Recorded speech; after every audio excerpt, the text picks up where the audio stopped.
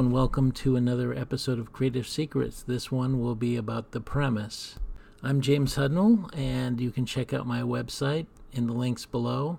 Anyway, let's talk about the premise. The premise is a fundamentally important thing stories need. It's the spine of the story. It's the thing that holds it together. You need a premise because it gives the story a direction. Without it, you can get lost. That's why I often use the metaphor that the premise is like a road. It's a road that can take many turns, but ultimately it leads to one point. The point is what the argument that you're trying to make in the story. Every story needs some kind of premise to give it a momentum that goes in the direction that you, the writer, want it to go. So let's get into the definition of what a premise is in more detail so you understand the concept better.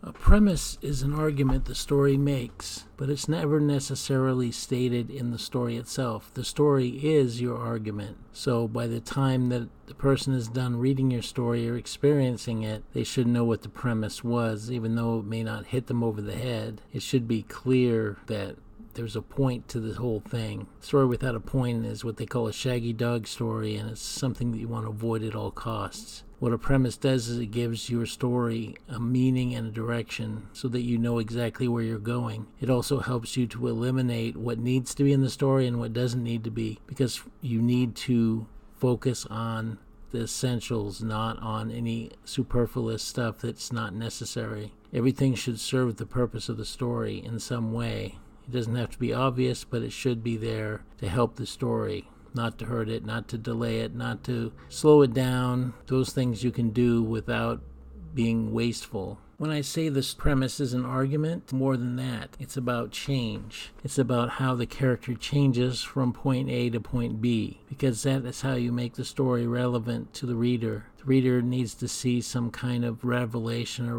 realization or some kind of change in the character so that it feels like something happened. You need change in a story. You need to show that something happened between point A and point B, or you don't have a story. There has to be a feeling that something was accomplished.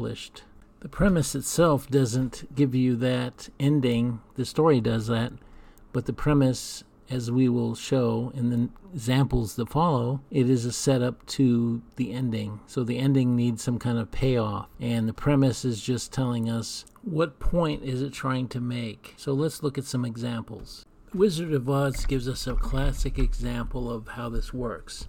The premise here is that a young girl is bored with her life at home and unhappy, and she thinks that it must be better somewhere else, that there's somewhere where she can be fulfilled by having adventures. Then something happens and she is thrust into another world that's totally unlike what she imagines, but in the course of experiencing this, she realizes at the end that she's really happier at home with her family and her loved ones, and that there's no place like home. So she's transformed by the fact that her understanding of how the world is broadened, and she develops a better appreciation for her family and her life as it is. Another good example is The Dark Knight. Let's do the premise and then we'll talk about the transformational aspect of it. The premise is if a hero sticks around too long, he may end up becoming an outlaw. That's the premise. Now let's talk about the transformational aspect. The premise is in fact telling us the transformational aspect, what we'll get into a little bit of detail.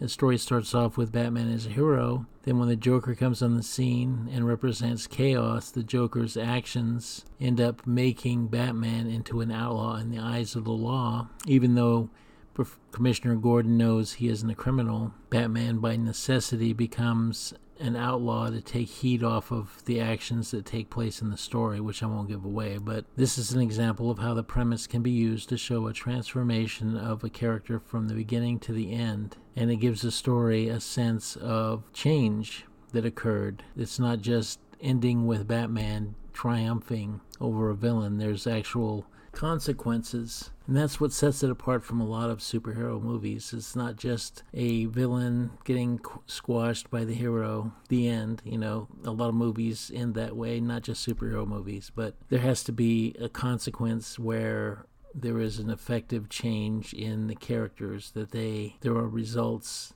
that happen. And a good example, if you look at some of the Marvel movies where, like the Captain America movies, where each Captain America movie, Captain America is dealing with greater and greater consequences of its actions. That is what makes it more compelling than just a simple, like the Iron Man movies, they basically just had Iron Man defeating the villain in the end, whereas the Captain America movies had a consequential ending where things were changed for the character and their life was not the same afterwards. That is why you could argue that one is better than the other. So before we close this out, I just want to cover one thing, and that is genre fiction, like science fiction, fantasy, westerns, detective fiction, etc. They tend to work off the same story structure because that is what the audience is expecting from that genre. So they go into a western, they go into a romance novel with certain expectations of how it's going to play out. So that premise generally is similar in each case, and there's nothing wrong with that. It's just that this is why those genres are not considered as respectable as literary fiction, quote unquote, because they're designed to satisfy the reader's expectations.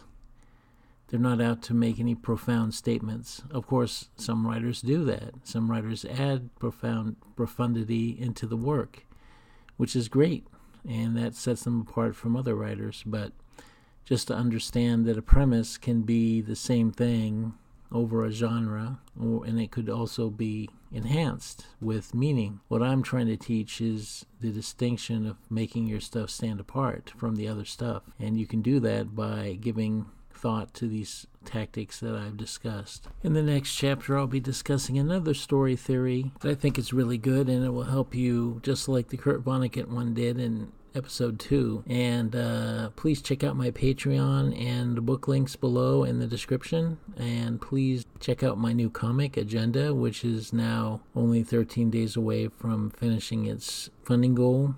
We're still about 80%. But we need to finish that last 20%. Thank you very much, and I'll see you in a couple days.